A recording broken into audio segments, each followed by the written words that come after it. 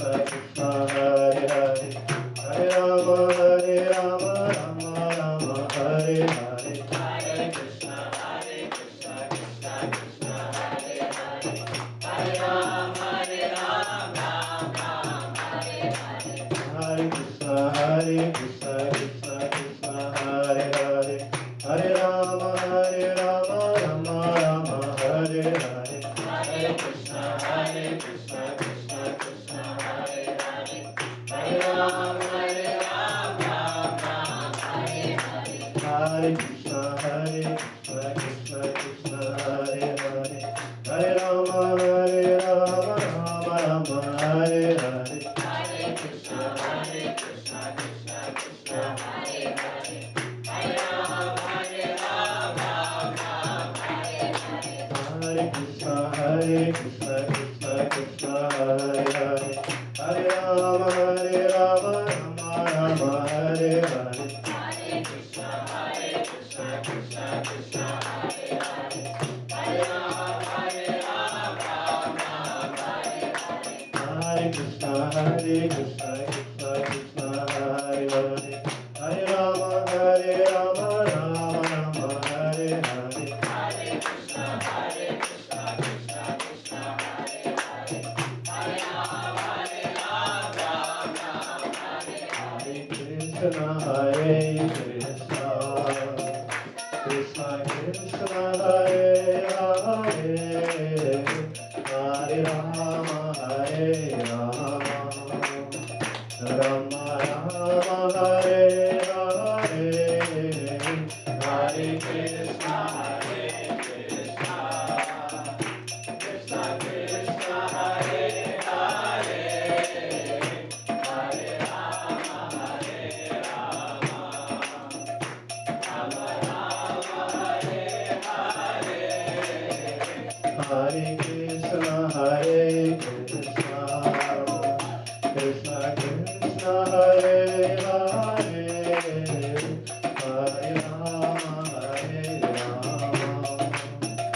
Rama Hare Hare, Hare Krishna, Krishna Krishna, Hare Hare, Hare Rama, Hare Krishna, Krishna Krishna, Hare Hare, Hare Rama, Rama Rama, Hare Hare, Hare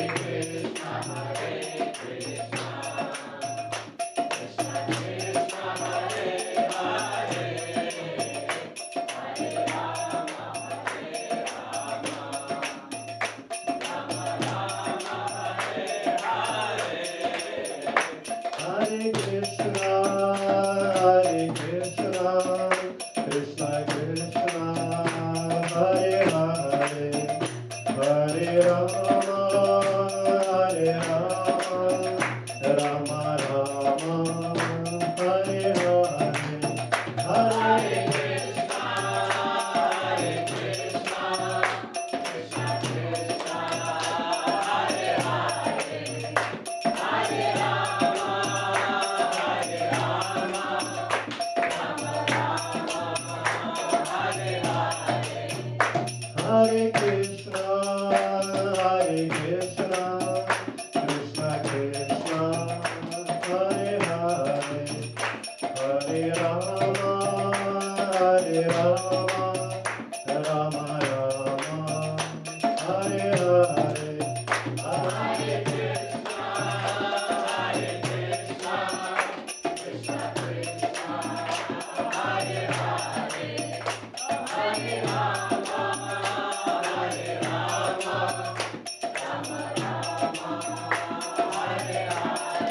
Jaya Gauranitai, Jaya Gauranitai, Jaya Gauranitai, Jaya Gauranitai, Jaya Gauranitai, Jaya Gauranitai, Jaya Gauranitai, Jaya Gauranitai, Jaya Gauranitai, Jaya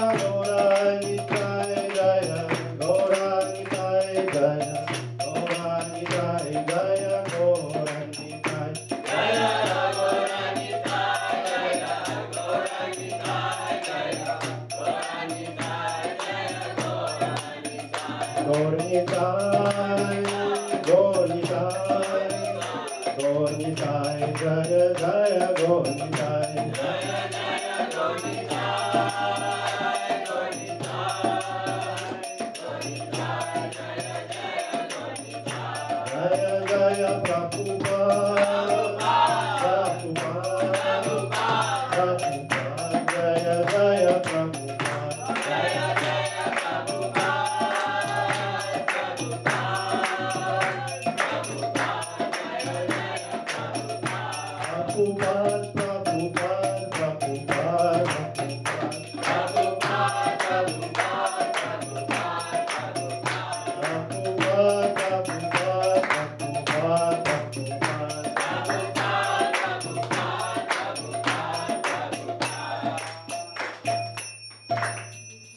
Shri Gaura ki jai, Prabhupada ki jai.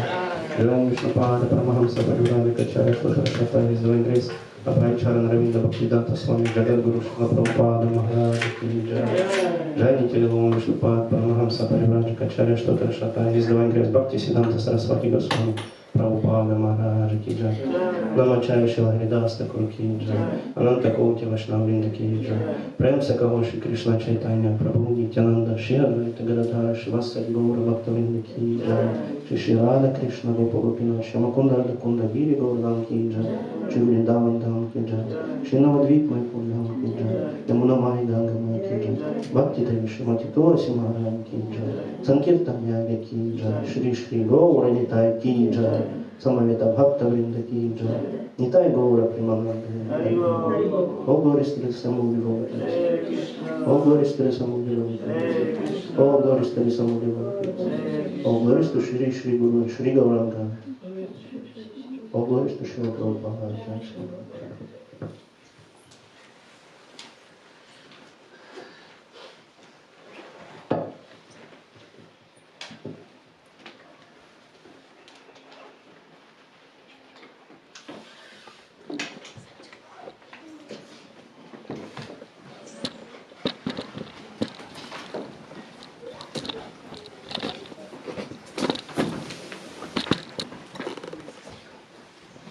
Namaste Narasimhaya. Namaste Narasimhaya. Radha Dulal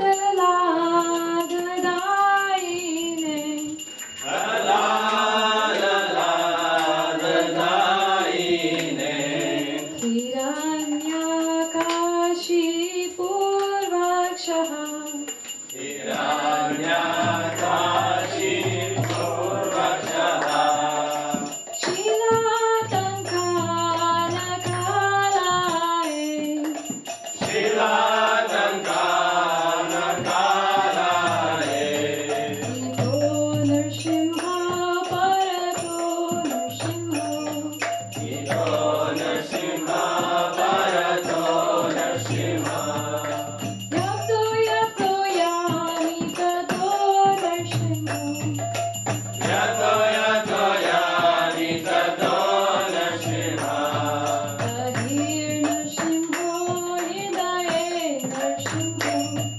Hare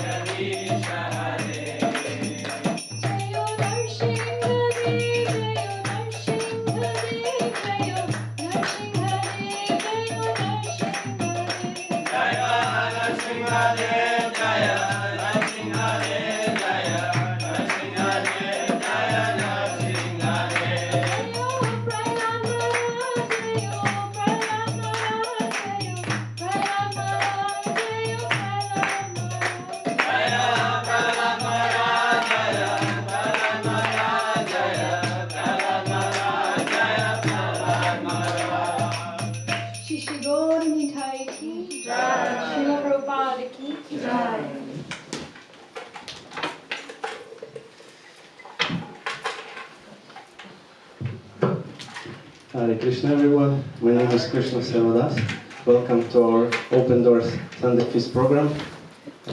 So nice to have new people. Every Sunday someone new is coming, and by tradition we're asking, like, what's your name, how did you find out? Can I ask if anyone's here for the first time? Thank you for coming. What's your name? Dmitry. Oh, nice to have you, Dmitry.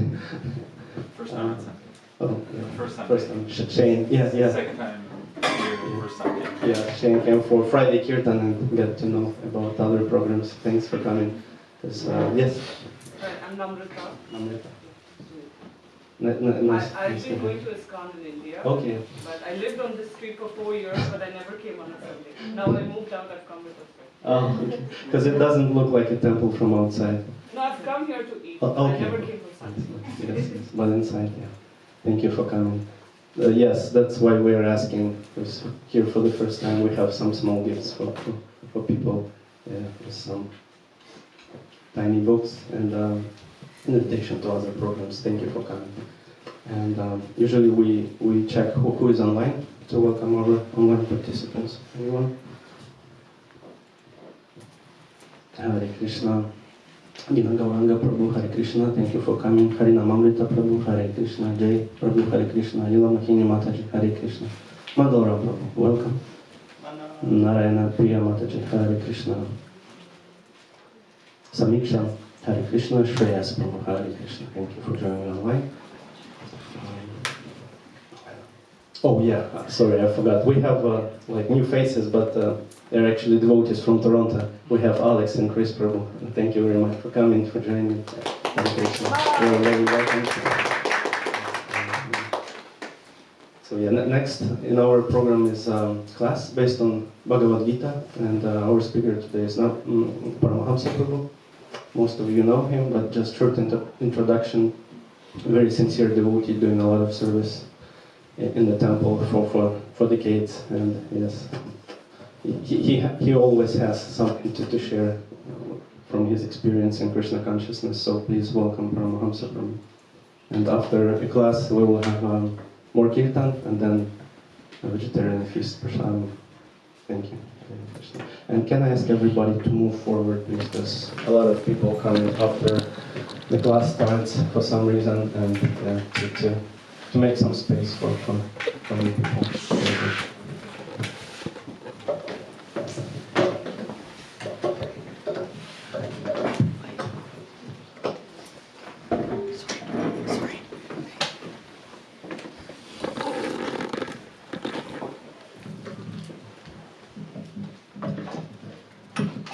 Hare Krishna.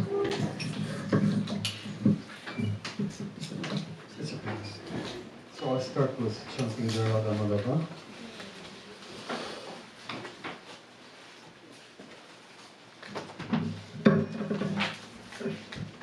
Jaya Radha Madhava, Jaya Kunja Bihari, Jaya Radha Madhava, Jaya Kunja Bihari, Jaya Radha Madhava, Jaya Kunja Bihari, Jaya Radha Madhava, Jaya Kunja Bihari, Jaya Gopi Jana Vallabha, Giridharadhari, Jaya Gopi Jana Vallabha, Giridharadhari, Jaya Gopi Jana Vallabha, Giridharadhari, Jaya Gopi Jana Vallabha, Giridharadhari, Yashodanandana Bhaja Jana Ranjana, Yashodanandana Bhaja Jana Ranjana, Yashodanandana Bhaja Jana Ranjana,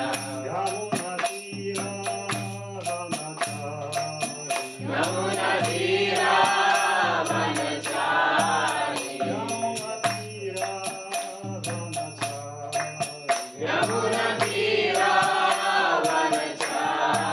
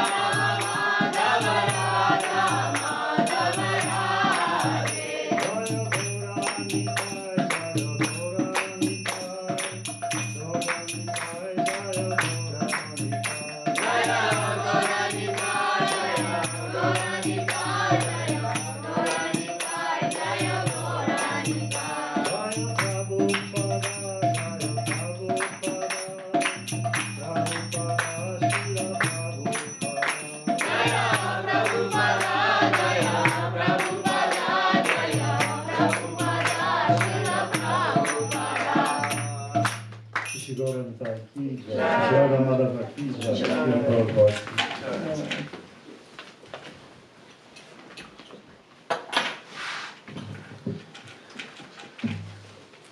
Prabhupada ki jai. Hare Krishna. So, I'd like to dedicate today's reading to all those devotees who don't feel like it, but yet they do it. They feel they're not qualified or they're not inspired to give a class, but they'll give it.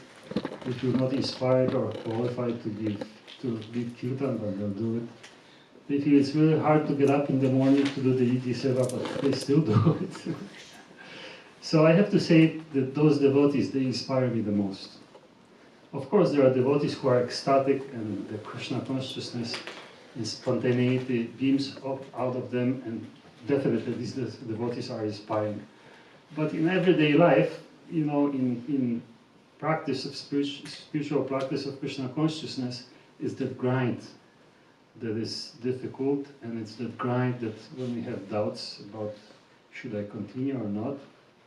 And if I see anybody that goes through the grind and then they still get up, they still do their service, they come to the temple, they do whatever is needed to do, I'm completely in awe of those devotees, and I'm very, very grateful to them and very inspired. So today I thought I'll read from Bhagavad Gita, from chapter 9, verse 31.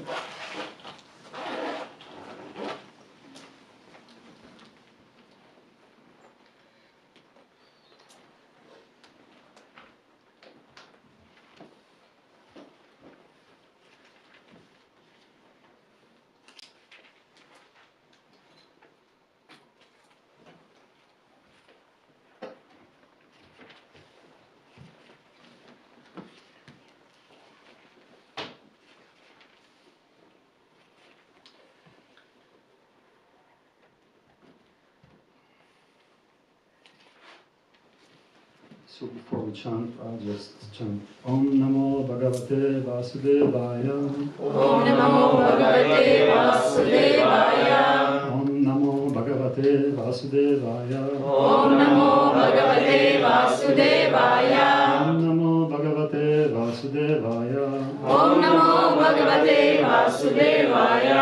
Om Jnana Timrandasya Jnana Jana Shalakaya Chakshu Unitarina Tasmai Shri Guru Namaha. Mukam Karati Vachalam Pangumana Gayate Girim Yat Kripata Maham Vandeshi Guru Dima Namah Vishnu Padaya Krishna Prashtaya Bhutale Shrimati Niranjana Swami Tinamina Anahata Prayasana Prabhupada Prashtaya Sankirtana Pravitra Artami Hate Shri Guru Namaha Namah Vishnu Padaya Krishna Prashtaya Bhutale Shrimati Bhaktivedanta Swami Tinamina Namaste Sarasvati Deve Gaura Vani Pacharine Nirvishesha Shunyavadi Paschachari Shatarine Jai Sri Krishna Chaitanya Prabhu Nityananda Shri Advaita Gadadhara Shri Vasati Gaura Bhakti Hare Krishna, Krishna Krishna, Hare Hare, Hare Rama, Rama Rama, Hare Hare. So I'll read Sanskrit and then I'll read Kshipram Bhavati Dharmatma Shashvachanti Nigachati Kampeya Pratijanihi Name Bhakta Ramashyati. In translation, he quickly becomes righteous and attains lasting peace. O son of Kunti, declare it boldly that my devotee never perishes. Purport of Srila Prabhupada. This should not be misunderstood. In the 7th chapter, the Lord says that one who is engaged in mischievous activities cannot become a devotee of the Lord. One who is not a devotee of the Lord has no good qualifications whatsoever. The question remains, then, how can a person engaged in abominable activities, either by accident or by intention, be a pure devotee? This question may justly be raised. The miscreants, as stated in the 7th chapter, who never come to the devotional service of the Lord, have no good qualifications, as it is stated in the Srimad Bhagavatam. Generally, a devotee who is engaged in the 9 kinds of devotional activities is engaged in the process of cleansing all material contamination from the heart. he puts the Supreme Personality of Godhead within his heart, and all sinful contaminations are naturally washed away. Continuous thinking of the Supreme Lord makes him pure by nature. According to the Vedas, there is a certain regulation that if one falls down from his exalted position, he has to undergo certain ritualistic processes to purify himself. But here, there is no such condition, because the purifying process is already there in the heart of the devotee, due to his remembering the Supreme Personality of Godhead constantly.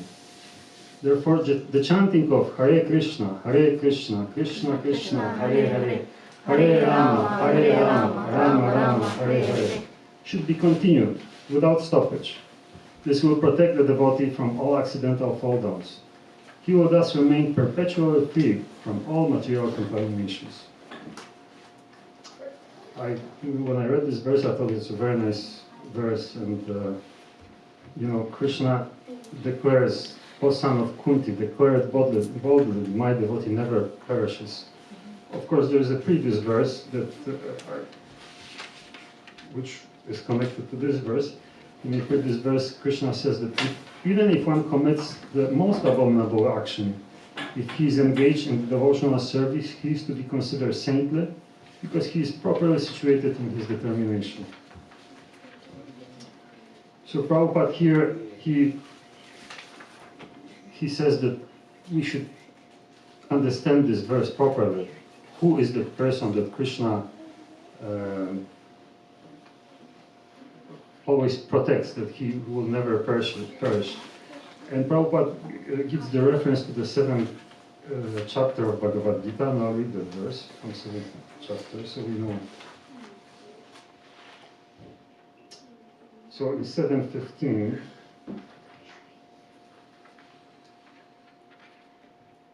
Krishna says to Arjuna,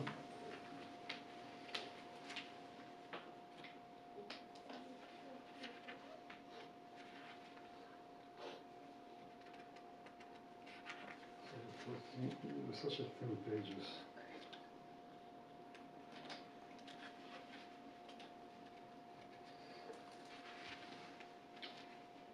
That's a oftentimes quoted verse. At least I've heard this. It's Namam Duskritano Muda.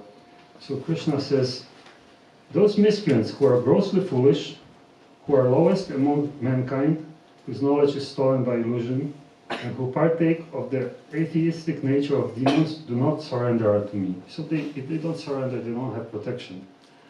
Krishna does not guarantee to them that they will perish.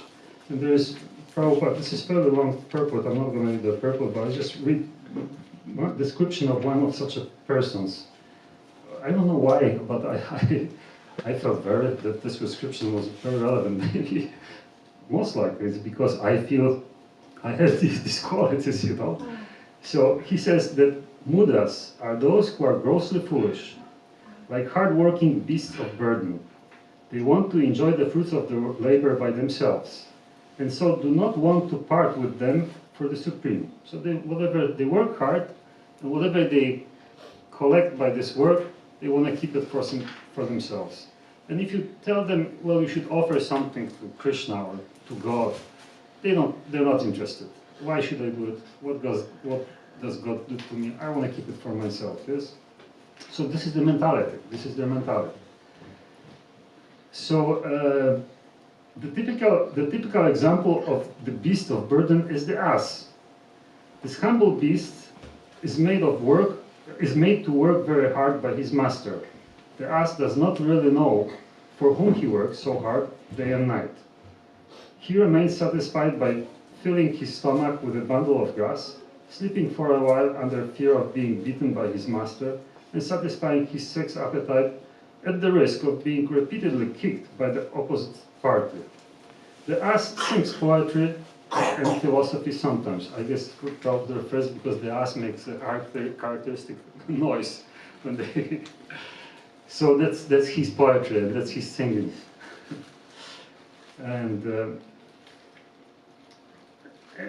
But this braying sound only disturbs others. This is the position of the foolish fruitive worker who does not know for whom he should work. he does not know that karma, action, is meant for yajna, sacrifice. And then Prabhupada says, most often those who work very hard day and night to clear the burden of self-created duties say that they have no time to hear of the immortality of the living being. So, it's interesting that Prabhupada says that they work very hard to clear the burden of self-created duties. This is so also somehow familiar to me.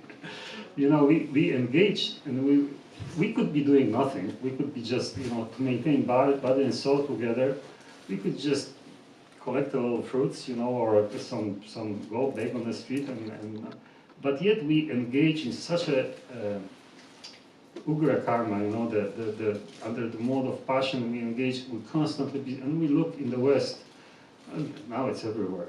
You know, everybody's busy, everybody's running, they have their cars, no time for anything. You want to meet somebody, well, I have to make an appointment with you, you know, we have to decide if I can do it. Does anybody has that experience? Do you see that this is what's happening? Or maybe in your world it's a different situation? Yes? Does it seem? Yeah, so we all become victimized by this mentality. So we create that burden, because okay, we can say, well, I didn't create that burden. Yes? It's just imposed on me because I was born in that family, whatever. But you know, at every point in our life we have a choice. We have a choice towards school. Oftentimes we have a choice towards school. Sometimes parents, they don't give you choice, but you know, once you grow up, you have a choice. What school you go to, what kind of profession you're gonna go, then you have a choice, you choose your work, you see how they work, and we go for it, you know, and our, oftentimes, too often, our main criteria for going for it is the money. You know, if it's good money, I can sacrifice. I can work 50 hours a week, you know, or if it's good money, I will say nothing. The boss is pushing me, or whatever. We sacrifice a lot of things for the money, yes. But anyways, this is a self-created burden, and then we are in this grind, and we just work hard, and we completely lost. You know, some people, they work so hard because they want to save money for retirement. So I'm going to work now hard, and when I retire, I'm going to enjoy. You know, I'm 62, I'll be retiring, so I guarantee you're not going to enjoy. With all the money in the world, you're not. This is such a scam. So don't get fooled by this. You know, if you have money, if you earn something, work hard, enjoy now, because you don't know what's going to. If your plan is to enjoy now. Of course, that enjoyment, we all have experienced it. It's not really an enjoyment.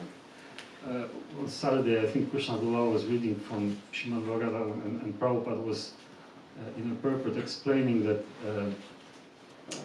you know, those who enjoy, who enjoy sense gratification, or they have facility to enjoy, it is considered that they are using their pious credits from previous life, or from the past, and but as they're using those pious credits, those credits go down.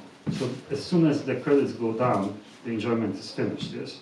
So they know I'm enjoying now, but it's going to be finished soon.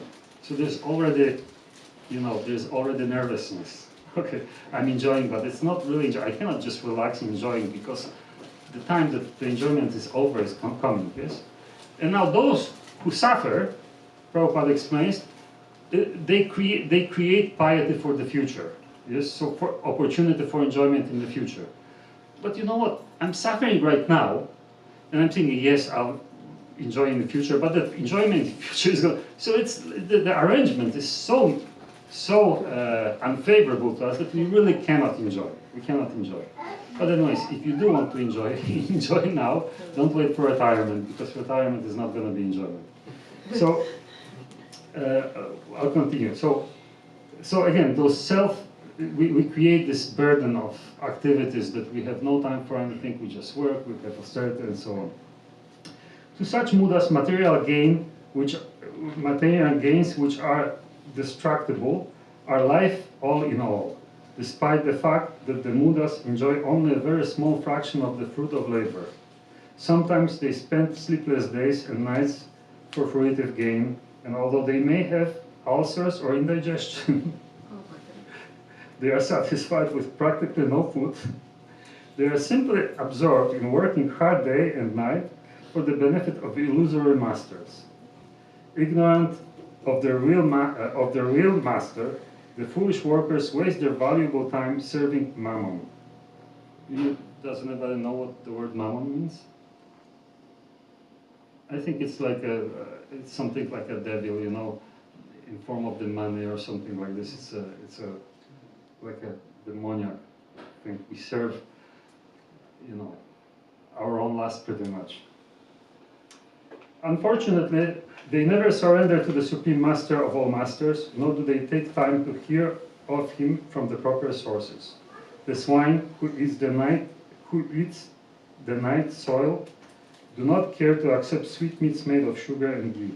Similarly, the foolish worker will entirely continue to hear of the sense-enjoyable tidings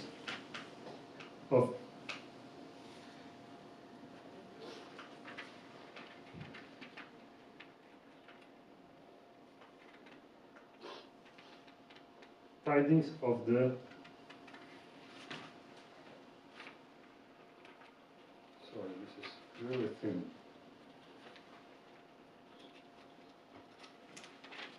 Of the flickering mundane world, I will have very little time to hear about the eternal living forces that move the material world. It's okay, Prabhu, I'm almost finished. Okay, so this is the type of people described here. These are the type of people that actually Krishna does not protect, because they, in the name of their endeavor, in the name of their efforts, in the name of their, you know, enjoyment or their willing, they're not interested to hear anything about anybody. They want to keep all the fruits of. They don't want to hear about yagya, because when we approach Krishna, there's always some yagya. Krishna, actually, another name of Krishna is Yagyeshvara. So they don't want this. They want to keep everything to themselves. So these people, they really are in a position that they just they live for their own destruction. But here in the verse 9:31, Krishna says that those who commit some of these abominable activities, like which, you know, abominable activity, he speaks about the most abominable activity. And I think that is a very broad term, because for some people abominable activity may be something, but for some other people may be something else. But anyway, we can understand that abominable activity, at least my understanding, is whatever refers to our, relates to our sense gratification, you know, which is oftentimes stimulated by anger, by envy, by this kind of activities. So that anger, envy, I know it's present in my heart, and you know, when I hear on one hand that people who have these selfish qualities or these self-centered qualities, they cannot ever approach Krishna. But here Krishna says, even if you commit abominable, even most abominable activity, but if you are rightly situated, then that devotee will never perish. So what does it mean, rightly situated? It means somebody who recognizes Krishna, who serves Krishna, who wants to have a relationship with Krishna. The relationship with Krishna, we call it by terms bhakti. Bhakti means love for Krishna. And actually one doesn't have to be like a pure saint, or you know, like saints or Jesus Christ or somebody, to have the protection of Krishna. One can be still on the very beginning, just on the stage of recognizing that God is great, that Krishna is there, and just even being on that stage, Krishna already gives the protection. As soon as we come to Krishna, he already gives the protection. And Bhaktivinoda Thakur actually he quoted one verse that Krishna spoke to Uddhava, and he said that this verse marks the beginning of bhakti, of devotional service. And I read that verse, I will just read the translation. So Krishna says to Uddhava, Having awakened faith in narrations of my glories, being disgusted with all material activities, knowing that all sense gratification leads to misery, but still being unable to renounce all sense enjoyment, my devotee should remain happy and worship me with great faith and conviction.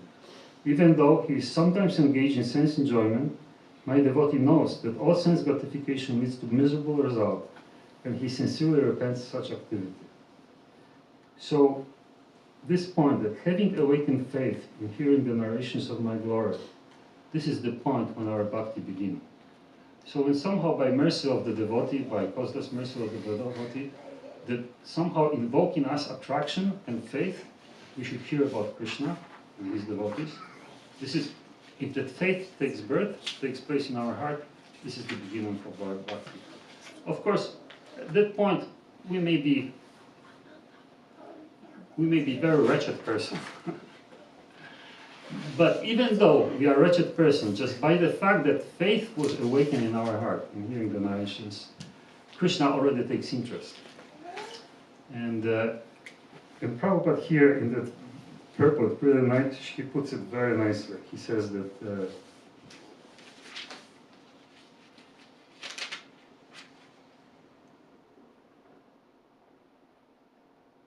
generally, a devotee who is engaged in the 9 kinds of devotional activities is engaged in the process of cleansing all material contamination from the heart.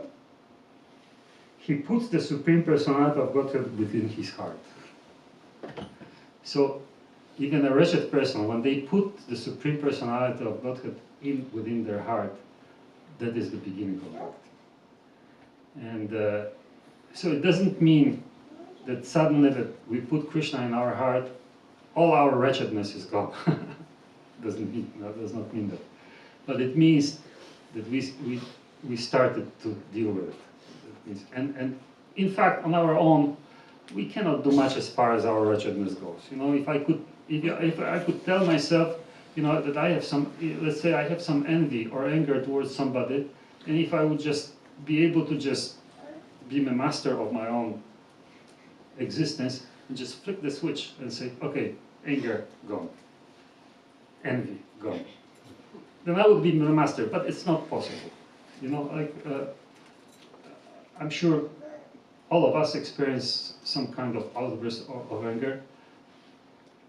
Were we able to control it? Like totally in a moment of anger, it's just actually impossible because the anger takes charge of you. You know. So we are not the master. So in fact, our wretchedness cannot be cured by our own endeavor alone. You know, it has to.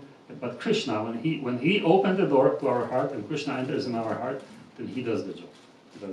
And how he does the job? He tells us just continue hearing about me. As you hear, you won't even see how it happens, but I will clean your heart. Because Krishna is the Supreme Personality of God. He's the supremely pure. And so when we come in contact with something that is completely pure, supremely pure, automatically we become purified. And we have that experience in our physical realm. If we are dirty, if we want to wash our hands, what we do, we put our dirty hands in contact with the pure water. And the pure water takes away the dirt, yes? Maybe we add a little bit some catalyst like soap or something, but it's the water that removes. If you put your dirty hands in the dirty water, it's not going to clean. But if you put in so similar like Krishna, when we open the door to our heart and we let him in, just his presence there purifies our heart. So I think it's a phenomenal thing, and it's just, you know, for those devotees, for all of us, for all. I mean, I'm counting myself among those devotees that struggle. You know, this is such a hopeful message. This is such a hopeful guarantee that no matter what, how difficult it is, I can just continue letting Krishna in, and he's going to do the job.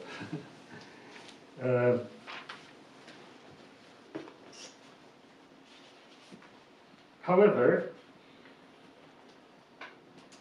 if we don't want, if we want to be in charge of our own destiny, if we don't want to give up the agency over our life to Krishna or surrender or asking for help, then then we are on our own. And I'll read you a little bit nice quote here from the book of Niranjan Swami, Lectures of the Disciple.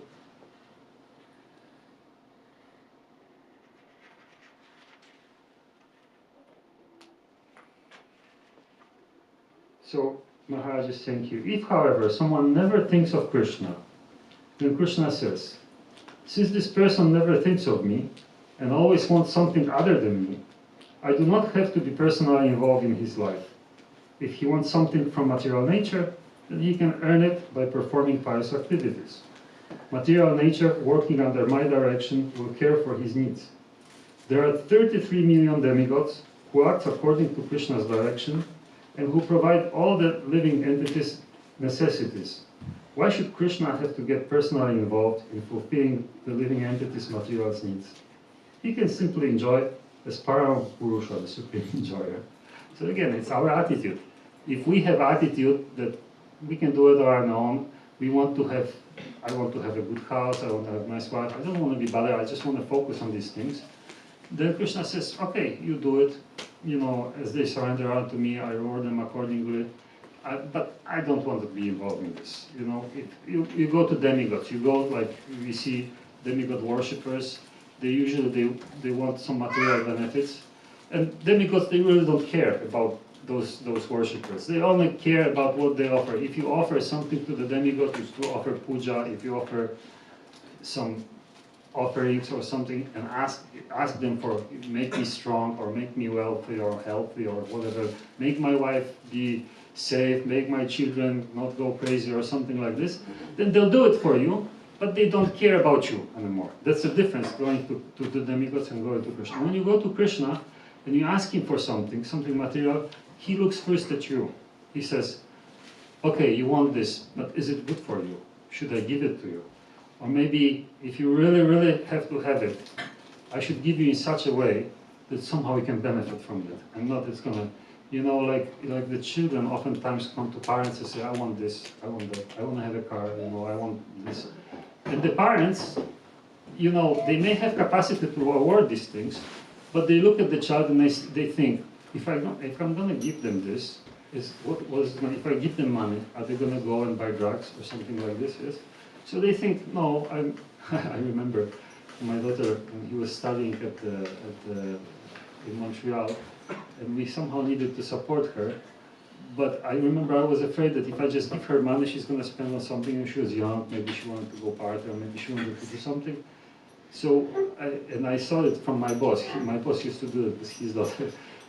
To support her daughter, he didn't give her money, he just gave her a gift card for Logos. So she couldn't do other things. She had to just buy groceries. That's the other thing she could have bought. And I thought it was good. But again, that's the mindset of the parent.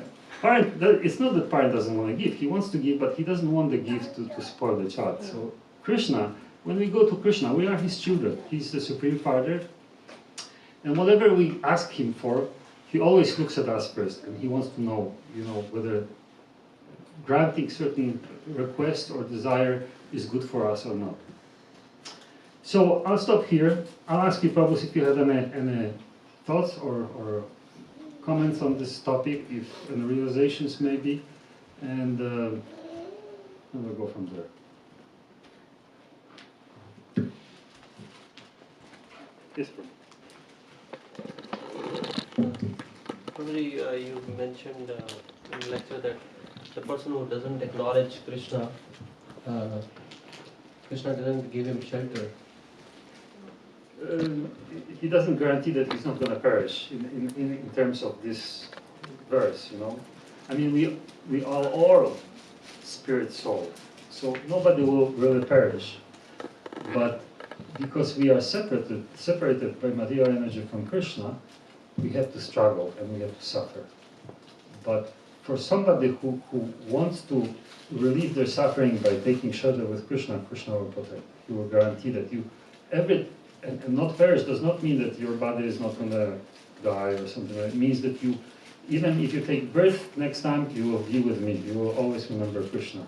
That's just clarification on that. But please go ahead.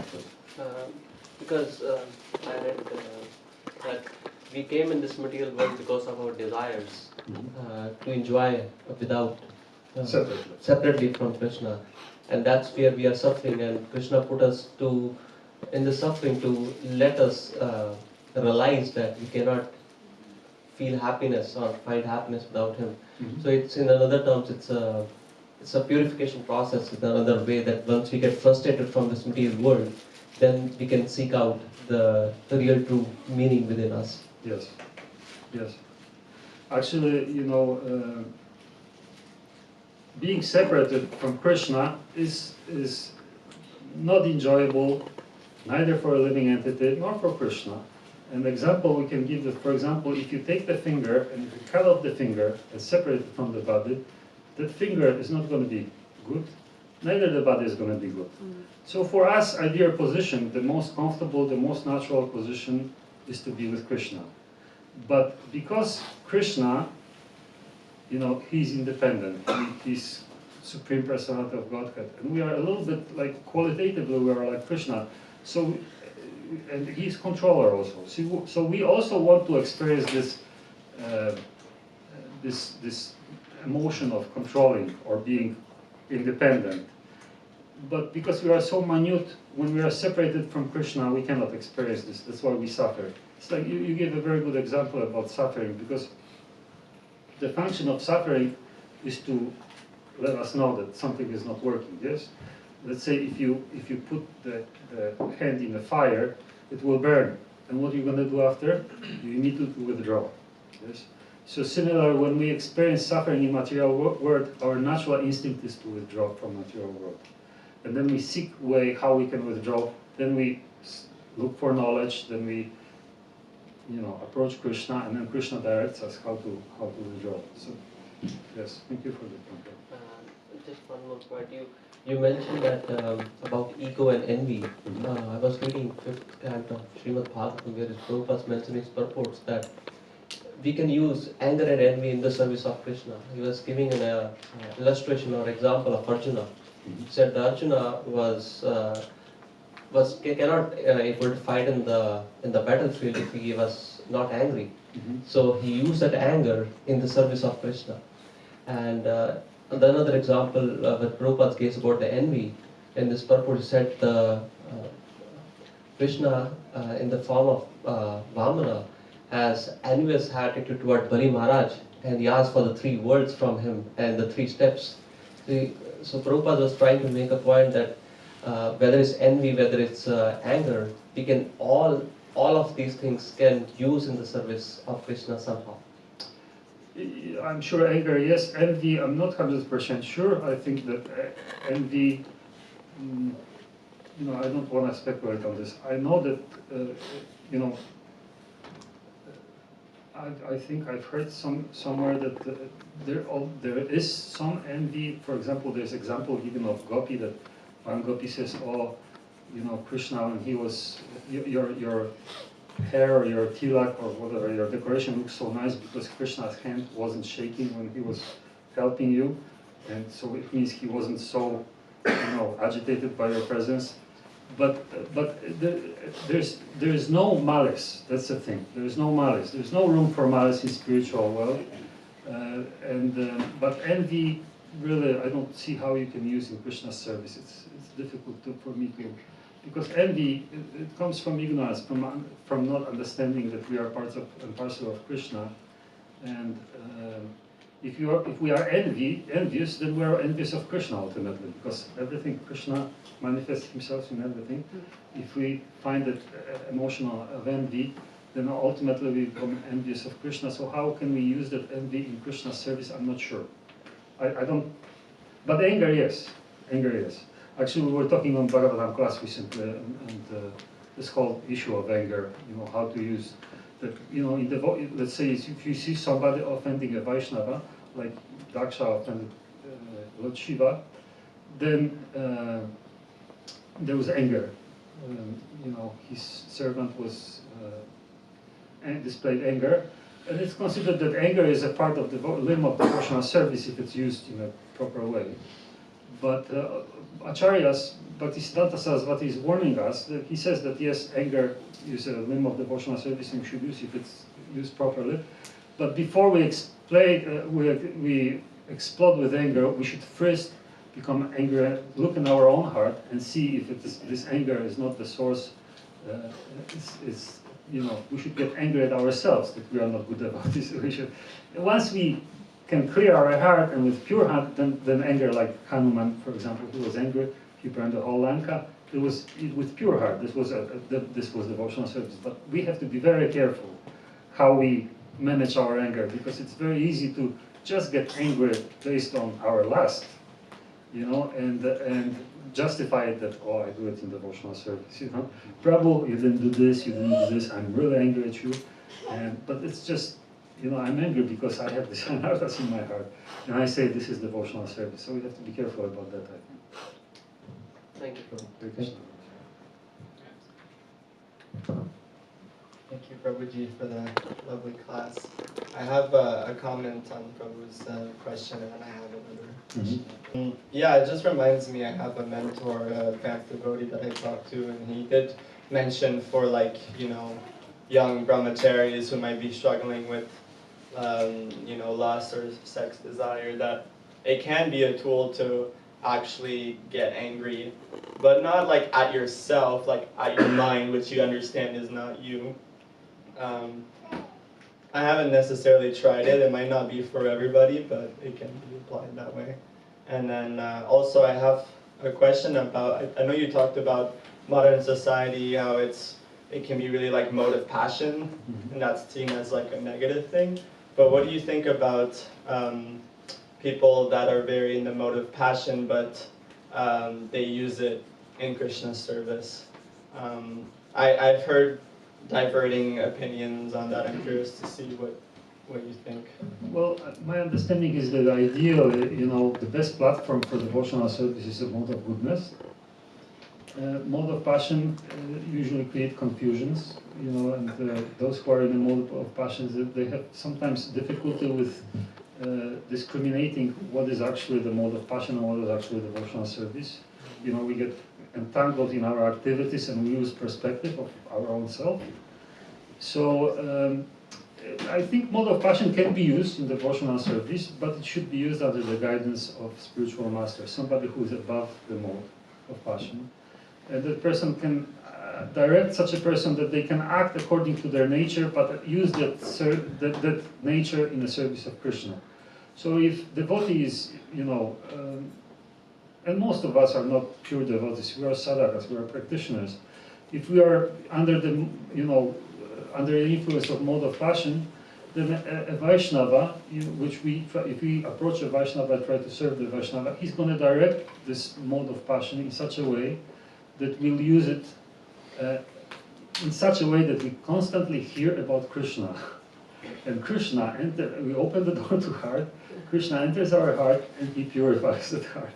And that mode of passion is going to go. There's a pastime of demigods and demons, they churning the ocean of milk and they to extract the nectar. And it's described that as they churn, it's a very, very hard work.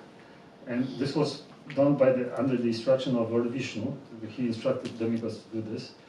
And as they were, first they couldn't lift the mountain to use this as a pivot point for churning or for the churning rod. And then they had to do so much physical effort. And it's described that at some point, Lord Vishnu increased their mode of passion to enable them to do that task. So there is use for mode of passion. That can be used. Krishna is using it. And he actually, Krishna directs our movements, and he, creates situations in which the mode of passion can be used. So that's really interesting.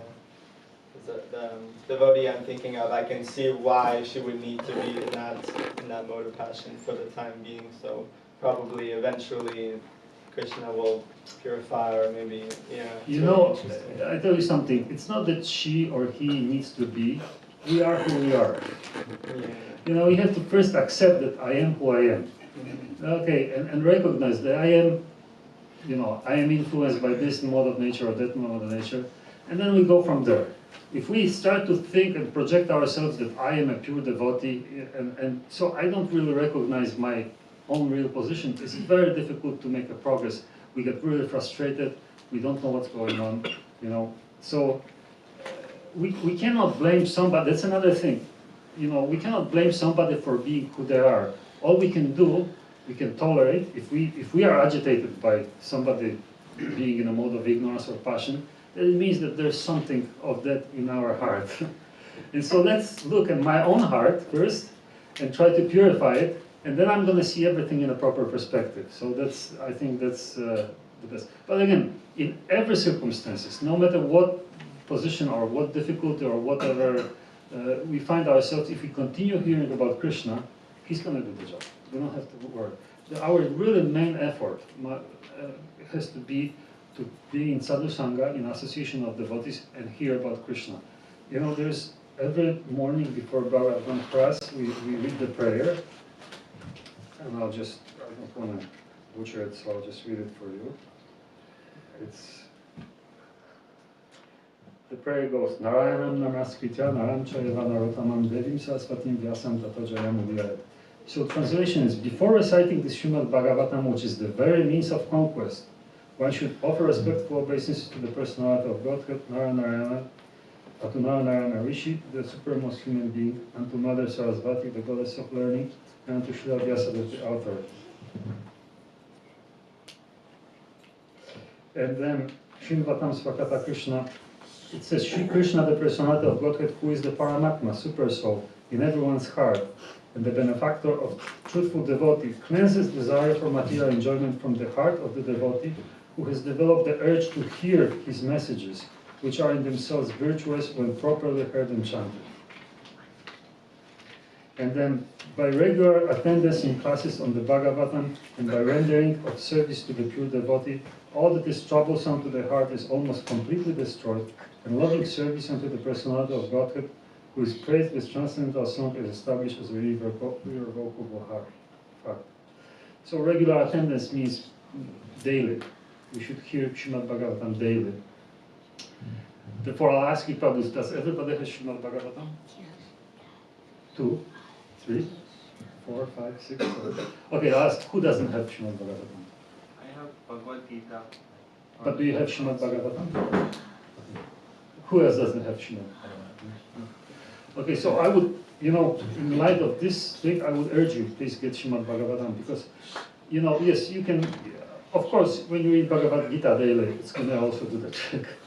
But Srimad Bhagavatam, we're coming to Gita Jayanti now, and devotees really, Prabhupada wanted devotees to focus on delivering this message, you know, this process of purification of the heart through reading about Krishna or hearing about Krishna. So please consider, you know, I was going on Amazon the other day checking some prices for books. It's just such an expensive, books are so expensive, you know, for just the mundane books. Here you have Srimad Bhagavatam devotees, they really ask for a nominal, very minimal price for this. So please, take it, read it daily, read it daily. If you cannot read, if you cannot get it, hook yourself up with some kind of classes, you know, they could be online. And just don't miss this opportunity to be successful in life. Thank you very much. Hare Krishna. It's all on Veda base also. Pardon? It's all on Veda base. Veda base, yes. Yeah. That's a good one. Yeah. You can find it. Any other questions, comments? Thank you, Paramahamsa, for explaining class. We will have Kirtan.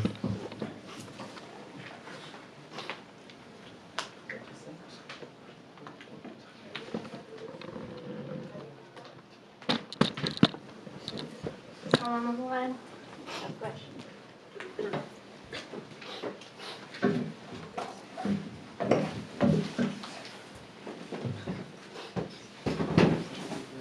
Krishna-seva, someone online wants to say something.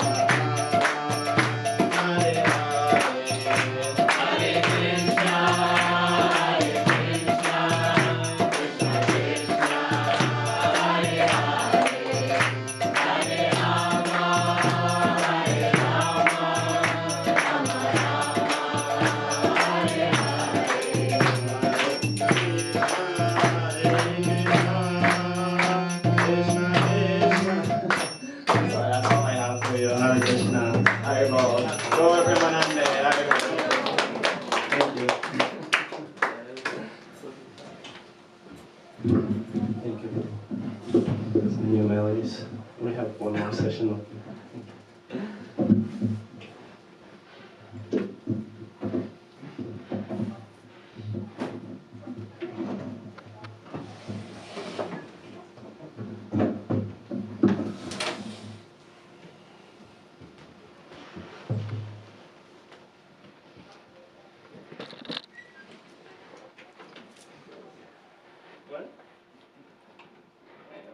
नमो विष्णुपदाय कृष्णपृष्ठाय भूतले श्रीमते भक्तिवेदान्तस्वामिन् इति नामिने